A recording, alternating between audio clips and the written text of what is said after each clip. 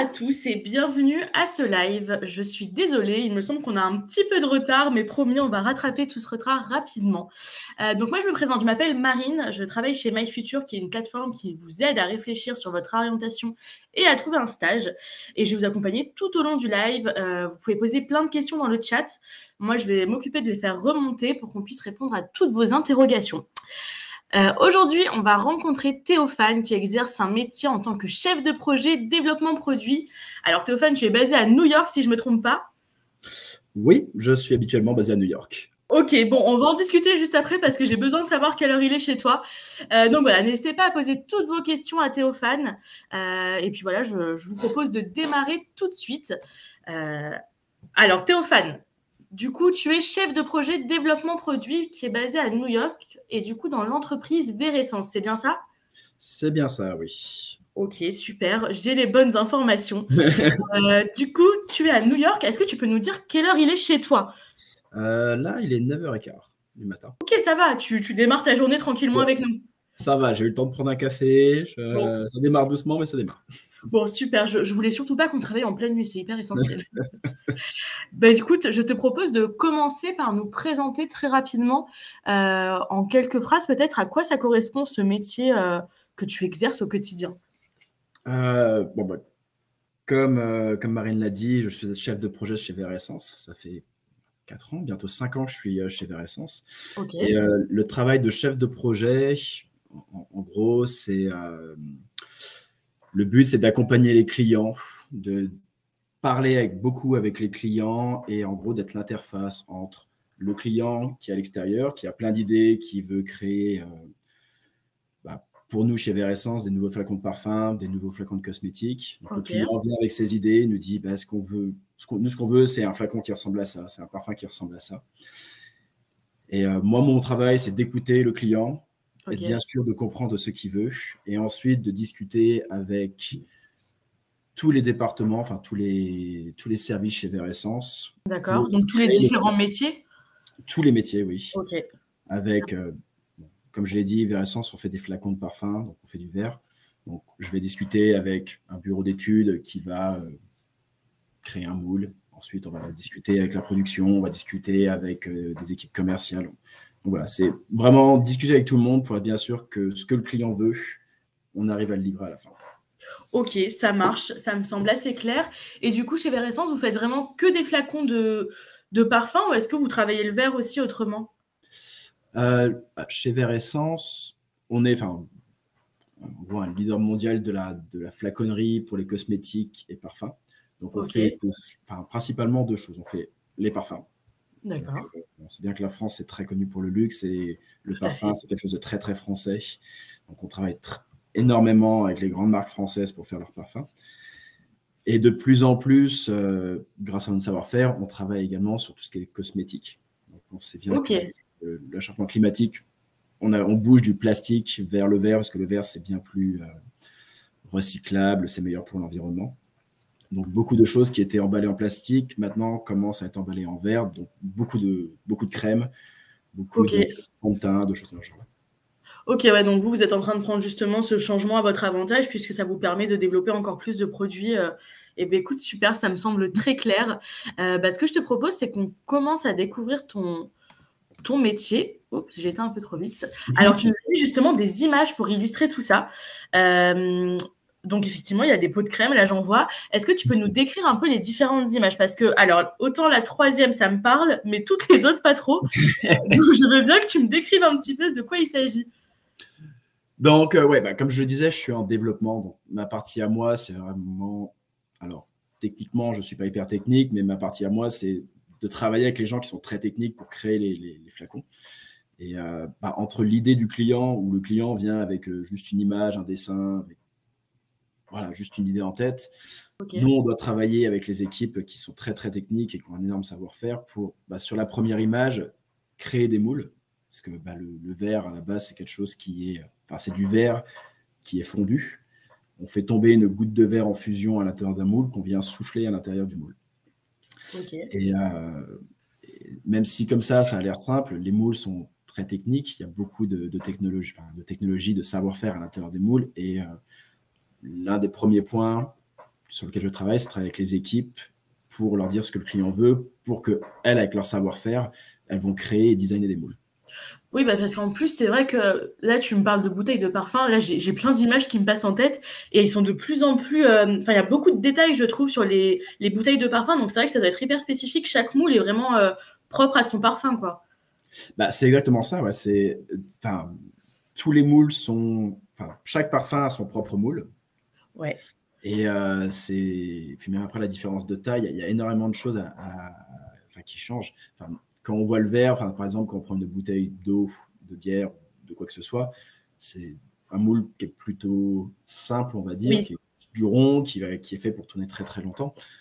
Les parfums, c'est des choses qui sont beaucoup plus délicats, qui doivent faire beaucoup plus attention à la qualité, parce que quand on achète un flacon de parfum à 70, 100 euros, eh ben, on veut qu'il n'y ait pas de défaut dessus. On veut que le flacon soit aussi parfait que possible.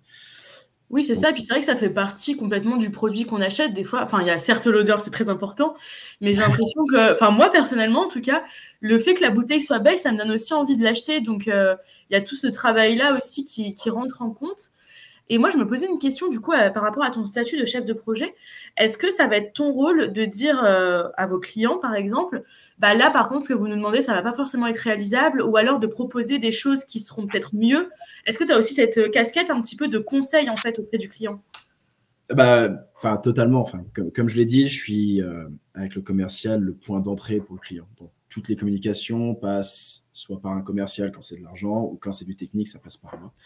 Et en amont des projets, tout au début, quand le client vient avec son idée, une très grande partie du travail, c'est de discuter avec eux en disant ça, c'est pas possible, ça, je le ferai un peu différemment pour que ça puisse être plus simple en production, que ça puisse rendre un peu mieux. Donc, il y a beaucoup de discussions avec les clients en amont pour rendre les choses possibles, parce que nos chers marketing ont des idées magnifiques et je suis très content de travailler avec eux parce qu'ils nous repoussent, ils poussent à chaque fois à avoir des choses un peu plus difficiles, mais un peu plus marrantes à travailler dessus.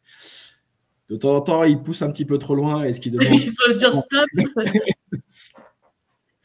Ok, j'entends complètement. Et du coup, là, sur la première image, alors c'était la partie moule, si je ne me trompe pas. C'est bien ça. Donc, sur la deuxième, du coup, tu as la partie... Je sais pas. C'est un gros plan, mais si on peut voir dessus, c'est une machine. Donc, il y a plusieurs étapes dans le travail que je fais. Il y a un travail de développement pur où on va créer un moule, on va travailler avec le client pour faire en sorte que ce qu'il nous demande, on arrive à le faire. Mais une fois qu'on arrive à le faire sur une petite machine, faut qu'on arrive à le produire. Et on parle de flacons de parfum, on parle de très grandes marques, donc il y a certains parfums, on en produit quasiment des millions par an. Donc, il faut en produire beaucoup. Et la deuxième image là, c'est une image d'une machine où un flacon de parfum est produit en ce moment. Donc, une très grande part de la discussion, c'est aussi de travailler avec la production pour comprendre ce que la production a besoin, pour être sûr que la production a toutes les informations nécessaires, que les moules marchent bien avec la production, que la production est capable de produire les flacons que nous, on veut vendre aux clients ensuite. Et comme on peut le voir, la machine, c'est une machine qui est très... c'est de l'industrie lourde. C'est une machine qui est à peu près la même, avec beaucoup d'investissements technologiques, mais le principe de la machine existe depuis quelques centaines d'années. Comme je l'ai dit, le flacon, il tombe, la goutte de verre tombe dans les moules, elle est à plus d'un millier de degrés. Okay. Il y a soufflé à l'intérieur. Le flacon que l'on voit ici, la teinte rouge, jaune que l'on voit, c'est parce que le flacon est chaud. Parce que le verre est encore un peu en fusion. Bah, tu fais bien de le dire parce que je suis en train de dire, mais est-ce qu'il y a déjà du produit dedans? Est-ce qu'il se charge aussi de le remplir? Mais en fait, pas du tout. C'est comme la matière est encore chaude, elle ressort de cette couleur, quoi. Mais ça n'a. En fait, il est vide là, le flacon. Ouais, il est vide. C'est juste que le verre est encore à plusieurs centaines de degrés. Et, ok. Effectivement. Il est rouge. Et toi, du coup, tu t'occupes vraiment de faire passer le bon message, qu'en fait, ce que ton client demande, toi, tu es vraiment en charge de le communiquer à toutes les équipes pour que le produit final ressemble à ce qui a été demandé, en fait. C'est bien ça. Et être sûr que la communication est la plus smooth, mais la plus fluide, ouais. Pour tout le monde, que tout le monde ait bien toutes les informations nécessaires, parce que tout le monde veut bien faire, tout le monde veut faire les flacons parfaits, mais tu as besoin des informations pour pouvoir produire quelque chose de correct.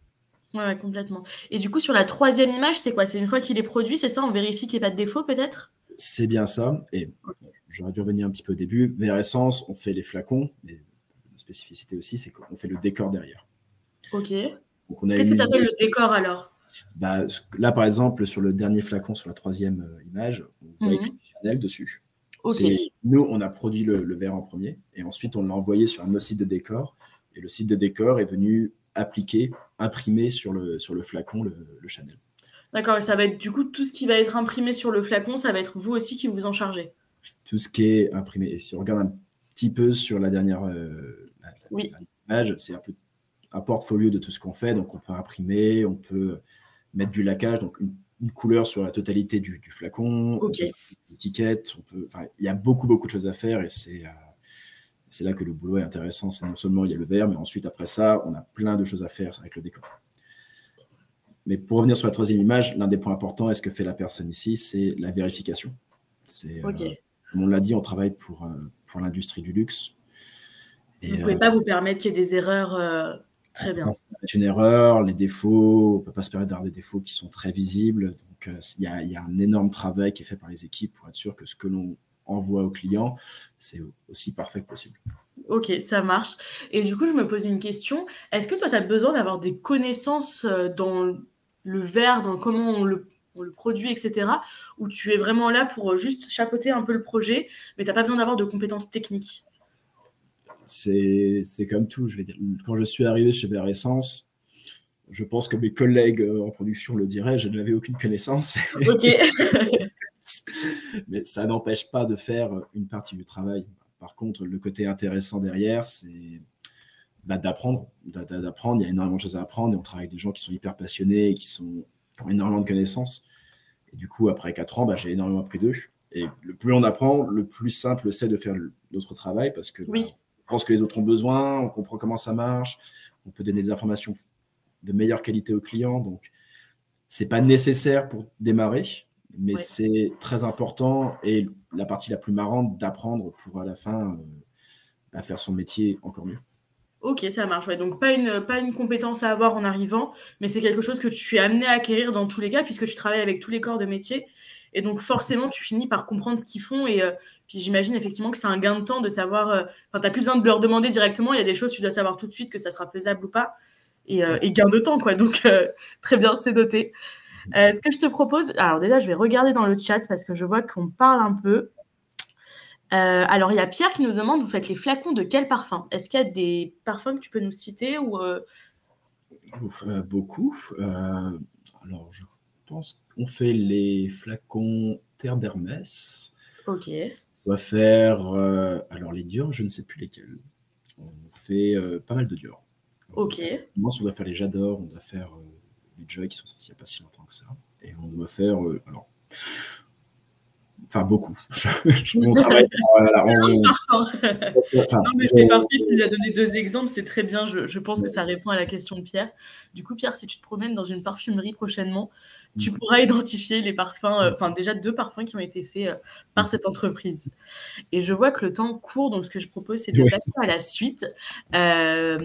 Du coup, ton parcours. Alors, je te laisse commenter cette présentation.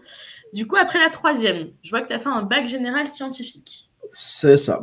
Du coup, après la troisième, comme c'est écrit, je n'avais pas forcément beaucoup d'idées de ce que je voulais faire. Ok.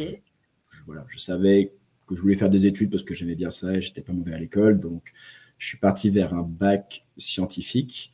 Mes parents m'ont pas mal aidé pour essayer de m'orienter, mais je ne trouvais pas grand-chose à l'époque. J'avais besoin encore de réfléchir. Du coup, j'ai fait mon bac scientifique. Après le bac, à la fin de la dernière année avant le bac, on allait faire des forums pour essayer de comprendre un petit peu mieux quelles écoles on pouvait faire, quels étaient les métiers qu'on pouvait faire. Et c'était une bonne chose d'avoir fait ces forums-là, parce que grâce à ce forum-là, j'ai découvert une école d'ingénieurs qui est les IRINS, qui avait l'air très intéressante pour moi. Enfin, ça touchait un petit peu à tout et j'étais très curieux. Et l'emballage permettait de toucher au marketing, au développement, à la qualité. Okay. Voilà. Et du coup, ouais, toi, tu conseilles, tu recommandes les salons parce que c'est vrai que je ne sais pas si vous qui nous regardez, vous avez déjà fait des salons comme ça qui peuvent vous aider dans l'orientation. Mais c'est vrai que souvent, il y a plein de stands avec plein d'écoles différentes, plein de filières. Enfin, vraiment, c'est vrai que pour une personne qui s'interroge, c'est un bon moyen de voir ce qui existe, en fait. Et ça a été ton cas, si je ne me trompe pas. Bah ouais, bah c'est vraiment un outil qui est exceptionnel parce que quand on ne connaît pas, on ne sait pas ce qui existe. Complètement. Moi, une école sur l'emballage, avant de connaître, j'étais, comment ça, il y a des écoles qui font de l'emballage? Alors que oui, quand on France Info, oui, effectivement, on emballe tout, mais voilà, il y a beaucoup de choses à découvrir et les gens avec qui parler sont vraiment très intéressants et c'est les meilleures informations qu'on puisse avoir, je trouve. Et du coup, est-ce que toi, quand tu partais justement sur ce forum, tu partais avec une idée déjà, au moins un secteur qui pourrait t'intéresser ou vraiment tu étais ouvert à tout et n'importe quoi, entre guillemets? Je suis parti avec 0 idée en me disant ça tombe bien, aujourd'hui on n'a pas cours, on va voir un forum, ça va être intéressant. Voilà. Ok, ça marche. Et du coup, tu as trouvé ton bonheur avec le DUT en emballage. C'est bien ça. Du coup, je voulais aller à l'école d'ingénieur. Donc, j'ai fait le DUT qui est juste avant, qui permettait d'être un peu un tremplin pour cette école. C'était vraiment très intéressant. Et on va dire la chance que j'ai eue dans l'école, c'est que ça m'a permis de faire pas mal de stages qui m'ont fait voyager, qui m'ont fait découvrir plusieurs entreprises, plusieurs secteurs. Et dont Veressence à la fin, où j'ai fait mon tout dernier stage pendant mon école d'ingé chez Veressence, où je suis tombé amoureux de l'usine, de l'entreprise et du boulot. Donc en fait, toi, tu as commencé avec un stage, et c'était un stage dans le domaine dans lequel tu es aujourd'hui ou rien à voir? Ouais, j'ai démarré en tant que chef de projet en stage. Ok. Et après un stage, je crois que c'était 4-5 mois, j'ai fait des CDD pour remplacer un peu les chefs de projet qui étaient en congé maternité, en vacances. Enfin, voilà, j'ai enchaîné un peu quelques CDD. Après plusieurs CDD, j'ai été embauché en tant qu'agent qualité. Donc, je m'occupais d'être sûr que les flacons étaient bons et quand le client avait un problème, il m'appelait moi pour essayer de solutionner les problèmes. D'accord. Puis après 1 an à la qualité, on m'a fait déménager. Et je suis totalement accepté de déménager aux États-Unis, à New York, pour m'occuper de la partie développement projet aux États-Unis avec plusieurs autres chefs de projet. Et comme c'est écrit là dernièrement, après quelques années aux États-Unis, ça fait 4 ans maintenant. Maintenant, j'ai aussi une petite équipe qui m'aide à m'occuper des nouveaux projets. Ok. Et est-ce que toi, c'était un projet que tu avais, est-ce que dans ta vie, tu t'étais dit, j'aimerais bien justement travailler dans un autre pays, ou est-ce que c'est vraiment là l'opportunité qui s'est présentée et tu t'es dit, ok, je fonce, c'est parti? J'avais travaillé déjà en Suisse, mon stage. Alors oui, ça dans notre pays, c'est moins exotique, c'est un peu moins loin. Oui, c'est vrai. Non, mais j'aurais bien aimé travailler dans notre pays, mais à la base, je suis plus Europe. Et l'opportunité a fait qu'on vous propose de déménager à New York. Ça fait réfléchir et on a tendance à dire oui. Écoute, et tu es très heureux là-bas maintenant? Je suis très heureux là-bas, oui. Ok. Et est-ce que tu as pour projet de revenir en France un jour ou tu comptes faire ta vie aux États-Unis? L'avenir le dira. Je vais dire. J'avais des projets quelques années, puis on m'a proposé un truc à New York, donc je suis parti à New York. Ça bouscule tous mes projets. J'ai l'impression que toi, tu suis le cours de l'eau. Si tu as des opportunités, tu fonces et puis voilà, on verra la suite, quoi. C'est ça. On verra bien où on sera dans 4-5 ans. Ok, ça marche. Bon, écoute, très bien. On va pouvoir passer à la slide suivante avec 2 choses que tu préfères dans ton métier et 2 choses que tu aimes moins. Je te laisse commenter. La chose que je préfère dans l'industrie, la chance que l'on a, c'est qu'on travaille sur des choses qui sont concrètes. Donc, il y a une énorme fierté de travailler sur des flacons qui, un jour, on a un dessin que le client nous envoie, une photo, on travaille dessus, et 1 an après, on a un flacon dans les mains que l'on vend, et quelques mois après, on a même des pubs que l'on voit soit à la télé, soit dans la rue. Enfin, on voit un produit et quand on tient un produit, on fait tiens, c'est moi qui j'ai travaillé dessus, je l'ai un peu fait, j'ai été une part de ce produit maintenant. Donc c'est vraiment une énorme source de fierté et c'est vraiment quelque chose. J'avais plus de mal dans des stages que j'avais fait avant où on parlait beaucoup de théorique. Là c'est très concret, puis tu vois ton projet avancer au fur et à mesure. Chaque étape, tu les vois concrètement, c'est très visuel en fait. C'est exactement ça. Ouais. Ok. J'entends. C'est vrai que quand tu vois une pub avec le flacon sur lequel tu as travaillé, tu dois te dire waouh, c'est. Ça va, ouais, ça va. J'ai participé à ça. Ouais, c'est toujours un peu impressionnant la première fois et on est tous un peu excités de voir la première pub et ce qui se passe. C'est vraiment top. Et deux, c'est vraiment le relationnel.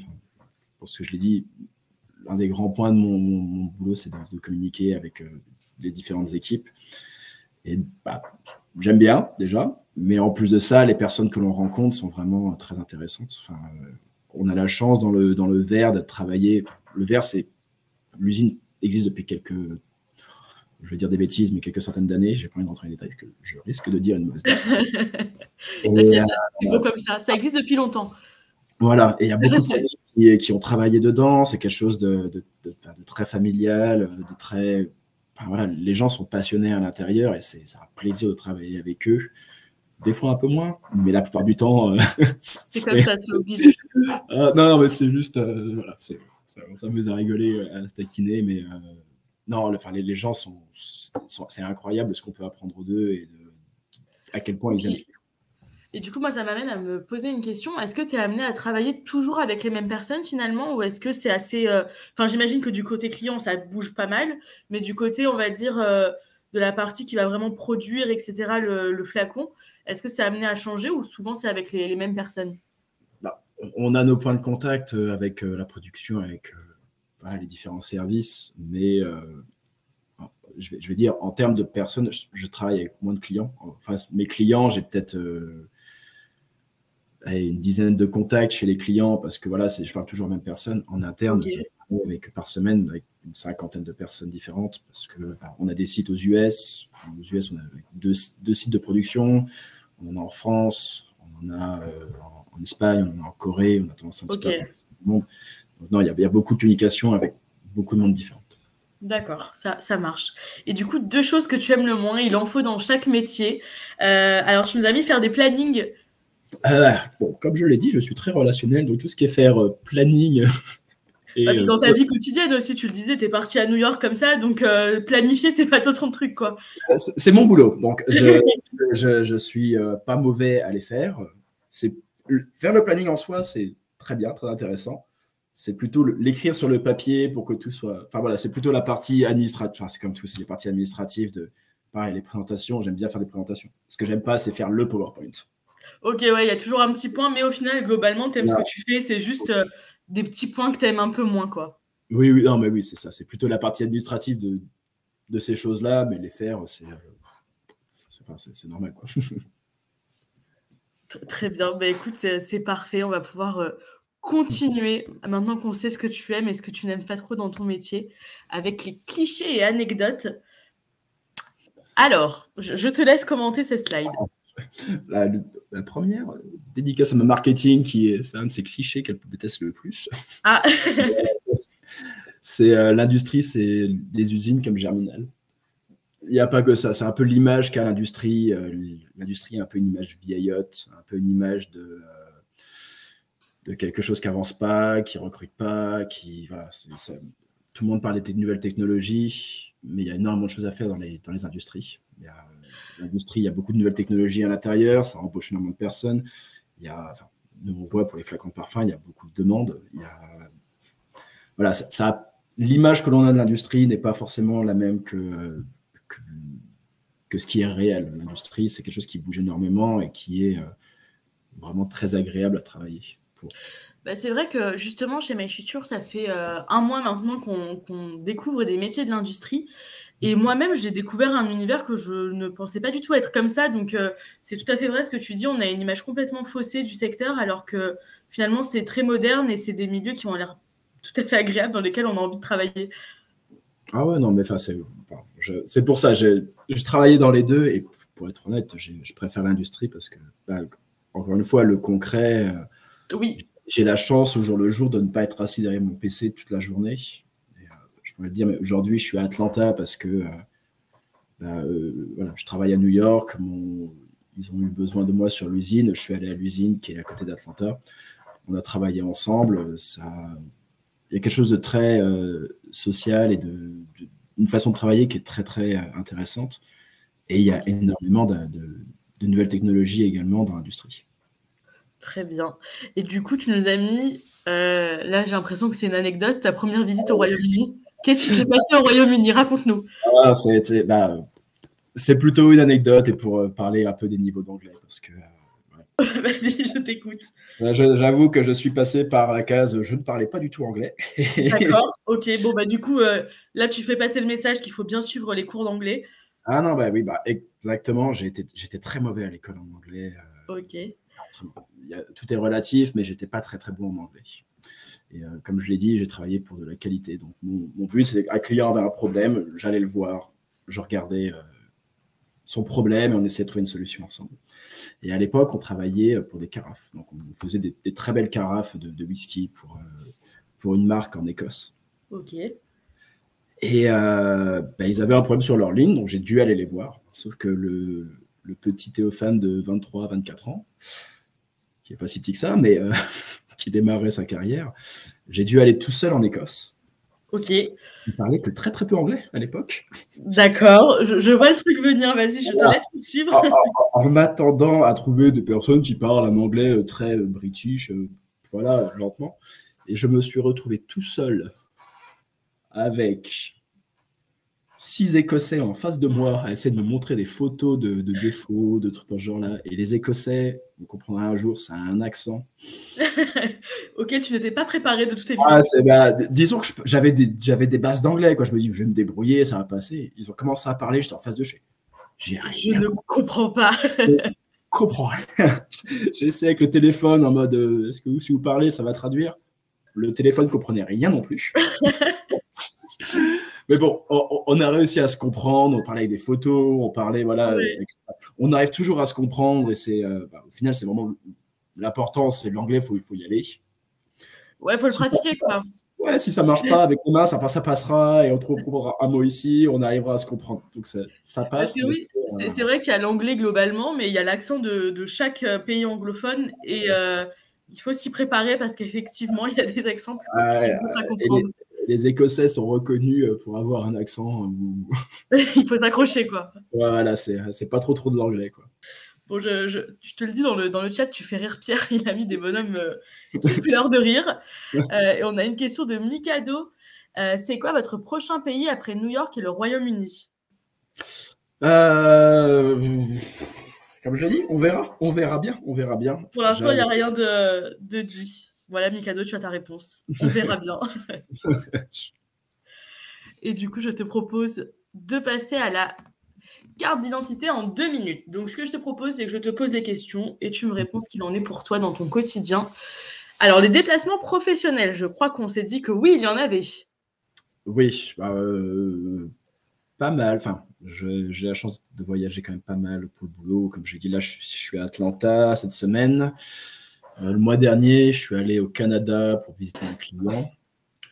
Et même avant, quand j'étais en France, j'avais pas mal de déplacements en France. Quasiment toutes les semaines, j'avais un peu de déplacements. J'étais en Pologne, j'étais là en Angleterre.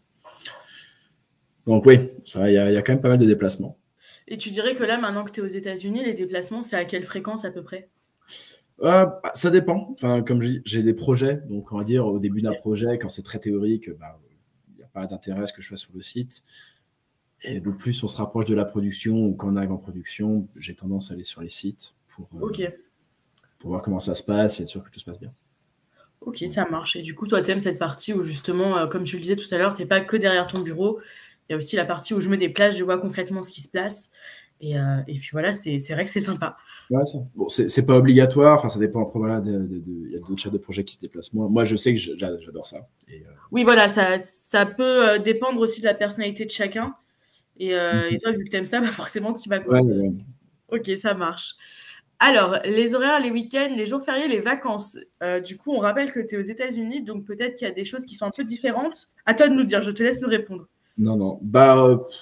En termes d'horaire, je vais dire, c'est les États-Unis, donc ça dépend des semaines, mais aux États-Unis, normalement, la semaine normale est à 40 heures. Ok. Ça peut aller un peu plus, comme là, quand je suis en déplacement, suivant la charge de travail, mais on va dire ça reste dans ces zones-là. Oui, en fonction du projet aussi sur lequel tu es, ça peut varier un petit peu. Ça dépend ce qu'on met dedans, ça dépend, mais oui, ça peut varier un petit peu, mais ça reste On dans se ces... dit 40 heures à peu près, du coup. Voilà. Ça peut aller Ok. un peu plus, mais voilà, c'est ça. Les week-ends, bah, c'est des week-ends, hein, on est toujours... Ok, donc tu travailles pas le week-end, même en cas d'urgence? Non, ça a dû m'arriver à quelques fois de travailler un peu le week-end lorsqu'il y a d'énormes charges, mais c'est plus ma décision que vraiment une nécessité. Ok, ça marche. Très bien. Les vacances? Eh ben, on est aux États-Unis, donc c'est pas fou. C'est pas fou. Ok. Non, aux États-Unis, quand on est employé, le minimum, c'est 2 semaines de vacances. Ok, d'accord. Et, Bon. moi, On j'ai précise, c'est parce qu'il est aux États-Unis. C'est pas. voilà. Non, non, en France, c'est des vacances normales, il n'y a pas de souci. J'avais bien toutes mes semaines de vacances comme il faut. Aux États-Unis, là, j'ai 3 semaines de vacances. Ok, ça marche. Alors, au niveau du relationnel, tu nous l'as dit tout à l'heure, tu es amené à beaucoup échanger avec plein de gens différents. Donc, je pense que quel relationnel? On peut dire super relationnel. Ouais, bah, enfin, c'est une nécessité pour le travail. Et puis, je pense que c'est pas nécessaire dans tous les métiers, mais dans celui-là, je pense que c'est le plus intéressant aussi, c'est d'apprendre des autres parce que, ben, comme je l'ai dit, je suis pas expert. Au final, je suis pas sur les lignes, j'y connais pas grand-chose, et c'est les personnes avec qui je travaille qui m'apprennent énormément et qui me permettent de mieux faire mon boulot. Ok. Alors, en solo ou avec une team? Ça, je veux bien que tu répondes parce que c'est vrai que depuis tout à l'heure, on sait que tu échanges avec beaucoup d'acteurs dans le cadre de ton travail, mais est-ce que finalement, la plupart, ta journée, concrètement, est-ce que tu la passes seule ou avec une équipe? Est-ce que, je sais pas, il y a des gens avec qui tu es en binôme? Enfin, voilà, dis-nous tout. Euh, je vais dire en équipe, enfin en Ok, solo, oui, on va dire au jour le jour, je suis soit seul derrière mon PC, mais non, on a une équipe de développement, en tout cas aux ok. US et en France, avec qui on est en contact tous les jours. Enfin, je ne suis pas à côté d'eux parce que ils sont sur un site ou ils sont en France, mais on est en contact absolument tous les jours. Et on travaille ensemble pour faire avancer les projets. Tout seul, ça ne marcherait pas. Ok, donc en team, ça marche. Alors, au niveau de l'argent, encore une fois, tu es à l'étranger actuellement. Est-ce que tu aurais une idée, par exemple, pour un salaire débutant, peut-être en France? Une fourchette? Alors, je dirais en débutant, alors ça fait quelques années, j'imaginerais entre 30 et 35 000 Ok. dans ces Euh, idées. donc, du coup, c'est à l'année. Je ne veux pas pouvoir vous faire le calcul au mois parce que je suis nulle pour ça. Ça doit faire du 2 000 € par mois, Ok. peut-être moins. Enfin, voilà, j'avoue que les calculs français et les À peu taxes, près. Voilà, mais vous avez une idée. j'imagine que ça va être dans ces eaux-là. Ça marche, ça marche très bien, c'est bon, on a le chiffre. Alors, on nous demande dans le chat, est-ce qu'il faut être, enfin, dans quelle matière il faut être fort pour faire ce métier? Enfin, là, tu vois, si tu te positionnes un peu comme un collégien, un lycéen, est-ce qu'il y a des matières où tu te dis, bah, déjà l'anglais, j'imagine que tu te dis que tu Ouais, aurais dû mettre le je paquet. veux dire, l'anglais, c'est la vie. C'est Ok, dur et ça a l'air pas simple quand on est à l'école. Mais non, l'anglais, c'est au moins avoir des bonnes bases pour ensuite pouvoir essayer de parler avec des gens en anglais, aller en Angleterre, parler avec des gens, je ne sais pas où, mais on peut toujours trouver plus ou moins des choses à faire en anglais, c'est très important. Euh, Après, j'avouerais que c'est pas hyper important, mais c'est bon d'avoir une bonne base de physique, de maths. En tout cas pour moi, parce que non pas que les maths en soi et la physique me servent tous les jours, mais ça permet de développer une façon de travailler, une façon à dire, voilà, on a ces informations-là à la base, ça c'est les calculs que l'on doit faire, ça c'est les résultats, de l'analyse de résultats. C'est quelque chose qui est très scientifique. Et puis le français, parce que comme je l'ai dit, et je ne suis pas hyper bon sur ce point-là, mais la communication c'est très important. Et je pense dans tous les métiers, même les métiers où on est un peu tout seul, sans parler avec une team, faire des emails sans faute d'orthographe, pouvoir, quand on a une idée, pouvoir avoir les bons mots, avoir la bonne façon de la communiquer, c'est très très important. bah écoute, très bien, ça me semble concret. Donc voilà, n'hésitez pas à travailler ces matières si vous voulez faire le même métier. Puis de manière générale, c'est des matières assez importantes, donc travaillez bien à l'école. Ça sera le conseil. Toutes Et les matières sont importante et désolé pour les autres profs que j'ai pas cités. Oui, mais dans tous les cas, toutes les matières sont importantes, dans différents métiers, vous vous y retrouverez, vous inquiétez pas. Et du coup, l'environnement de travail, donc on a vu que tu pouvais être en déplacement des fois. Globalement, tu dirais quoi que ton environnement de travail principal, c'est un bureau un peu classique? Ouais, bah là, quand je suis à New York, j'ai un bureau classique avec beaucoup de bazar et beaucoup de flacons dessus. Ok, très bien. Beaucoup de stylos, de choses dans ce genre-là. Et après, voilà, on va dire, la plupart du temps, je suis à New York et toutes les 2-3 semaines, je suis sur les sites. Et du coup, sur les sites, c'est plus dans les salles de réunion, à parler avec les gens ou sur les lignes de production. Très bien. Après, on avait mis les plus, les moins, mais j'ai l'impression qu'on y a répondu avec ce que tu aimais le plus, ce que tu aimais le moins. Donc, je crois qu'on arrive à la fin de ce live. Écoute, merci beaucoup pour ta participation. Merci beaucoup à vous dans le chat d'avoir posé des questions, d'avoir réagi. J'espère que vous avez aimé ce live et on se retrouve très vite pour de nouveaux métiers. Bonne journée à tous. Merci, au revoir.